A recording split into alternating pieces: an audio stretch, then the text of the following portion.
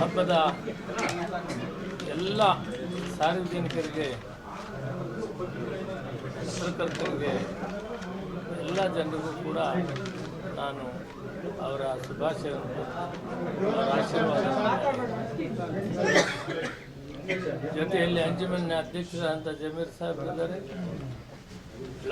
ಜಿಲ್ಲಾ ಕಾಂಗ್ರೆಸ್ ಅಧ್ಯಕ್ಷರು ನಾರಾಯಣ ಅವರಿದ್ದಾರೆ, ಬ್ಲಾಕ್ ಕಾಂಗ್ರೆಸ್ ಅಧ್ಯಕ್ಷರಾದಂಥ ಪ್ರಸಾದ್ ಬಾಬು ಮತ್ತು ಉದಯ್ ಶಂಕರ್ ಇದ್ದಾರೆ, ಬ್ಲಾಕ್ ಕಾಂಗ್ರೆಸ್ ಅಧ್ಯಕ್ಷರಾದ ಮಧುವರಿದ್ದಾರೆ ಮತ್ತು ಕಾಂಗ್ರೆಸ್ನ ಮುಖಂಡರಾದಂಥ ಮುಸ್ತಫಾ ಸಾಹೇಬ್ ಇದ್ದಾರೆ, ನಮ್ಮ ಮುನ್ಸಿಪಲ್ನ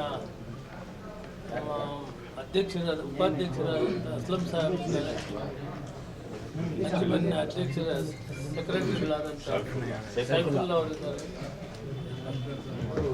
ಮತ್ತು ಎಲ್ಲ ಮುಖಂಡರು.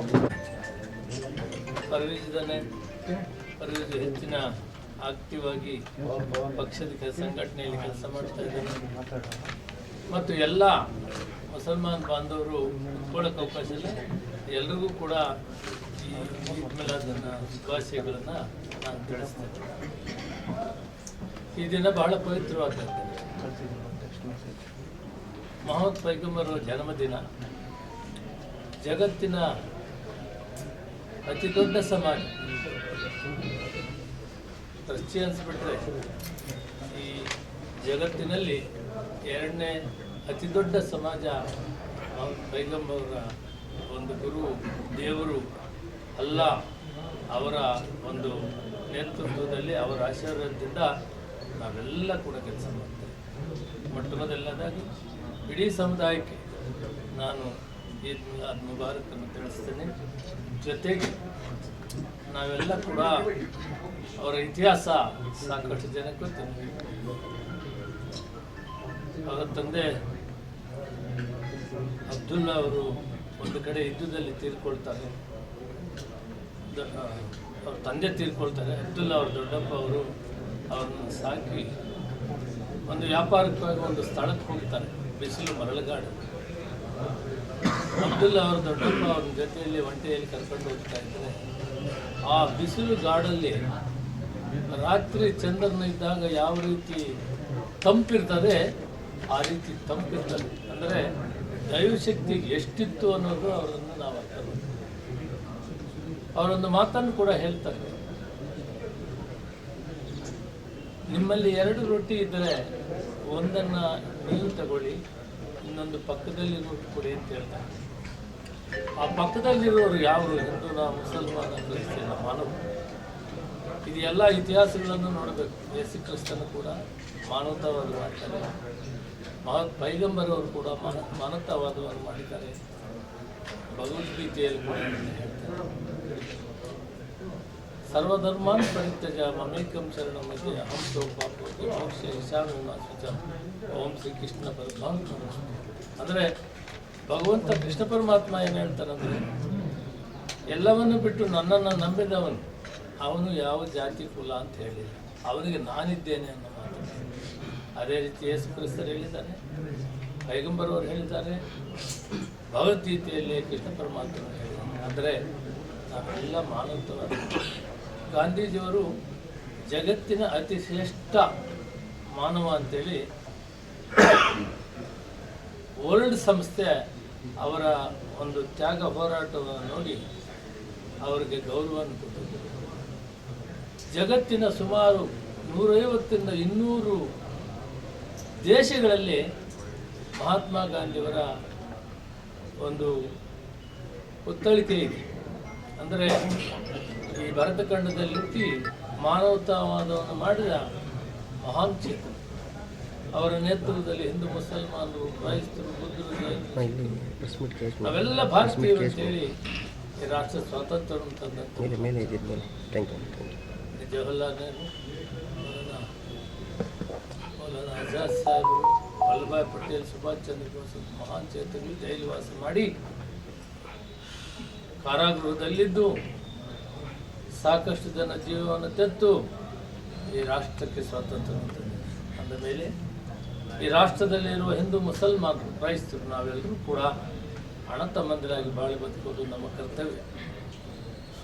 ಇದನ್ನು ಯಾರು ಬದಲಾಯಿಸೋಕ್ಕಾಗಲ್ಲ. ಸೂರ್ಯ ಚಂದ್ರ ಇರುವ ತನಕ ಪ್ರೀತಿ, ವಾತ್ಸಲ್ಯ, ಭಾತೃತ್ವವನ್ನು ಬೆಳೆಸ್ಕೊಂಡು ನಾವು ಯಾವತ್ತೂ ಕೂಡ ಅಣ್ಣ ತಮ್ಮಂದಿರಾಗಿ ಬದುಕಬೇಕು. ಅದು ಗಾಂಧೀಜಿಯವರು ನಮ್ಮ ಕೇಳಿ.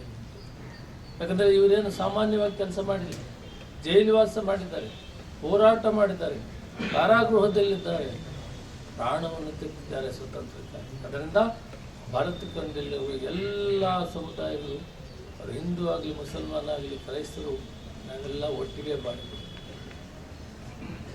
ಮಹತ್ ಪೈಗಂಬರು ಸಂದೇಶ ಇದೆ, ಶಾಂತಿ ಕಾಪಾಡಬೇಕು, ವಿಶ್ವಾಸವಾಗಿರಬೇಕು, ಒಗ್ಗಟ್ಟಾಗಿರಬೇಕು ಅನ್ನೋದೇ ಅವರ ಸಂದೇಶ.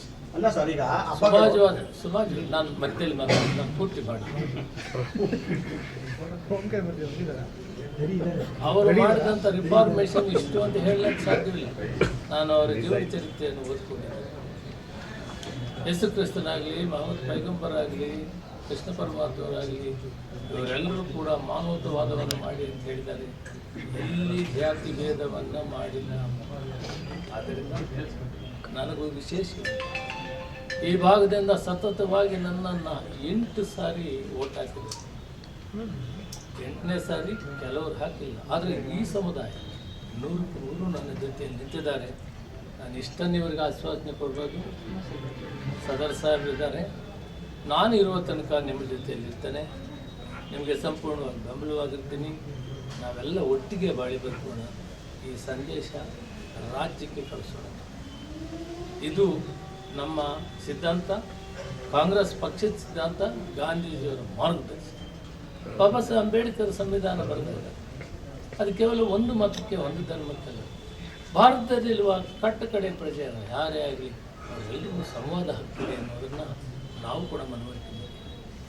ಗಾಂಧೀಜಿಯವರು ಒಂದು ಕಡೆ ಹೇಳ್ತಾರೆ, ಕಟ್ಟಕಡೆ ವ್ಯಕ್ತಿ ನಾವು ಯಾಕೆ ಸ್ವಾತಂತ್ರ್ಯ ತಗೊಳ್ತೀವಿ ಅಂದರೆ ಸಾಮಾಜಿಕ, ಆರ್ಥಿಕ, ಶೈಕ್ಷಣಿಕ ಸಮಾನತೆಯನ್ನು ಕಟ್ಟಕಡೆ ವ್ಯಕ್ತಿ, ಅವನು ಹಿಂದೂ ಆಗಲಿ, ಮುಸಲ್ಮಾನ ಆಗಲಿ, ಕ್ರೈಸ್ತರಾಗಲಿ, ಅವರೆಲ್ಲರಿಗೂ ಕೂಡ ಸ್ವಂತ ಬದುಕಲಿಕ್ಕೆ, ಸ್ವಾಭಿಮಾನ ಬದುಕಲಿಕ್ಕೆ ದಾರಿ ತೋರಿಸೋದಕ್ಕೆ ಈ ಬ್ರಿಟಿಷರನ್ನ ಹೊರಗೆ ತರಿಸಬೇಕು. ನಾವು ನಮ್ಮ ದೇಶವನ್ನು ಆಳಬೇಕು ಅಂತೇಳಿ ಮಹಾನ್ ಚೇತನ.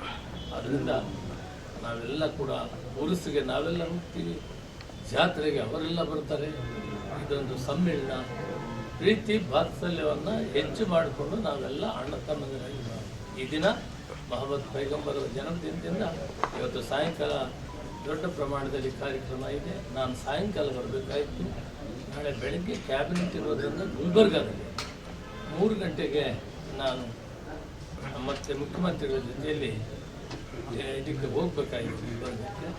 ಆದ್ದರಿಂದ ನಾನು ಸದರ್ ಅವ್ರನ್ನ ಅನುಮತಿ ಕೇಳಿ ನಾನು ಹೊತ್ತು ಮುಂಚೆ ಮಾಡಿದೆ. ಆದರೂ ಕೂಡ ಹಬ್ಬದ ವಾತಾವರಣ ಇದೆ, ಎಲ್ಲ ಆಶೀರ್ವಾದ ಮಾಡಿದ್ದಾರೆ ಎಲ್ಲರೂ ಕೂಡ.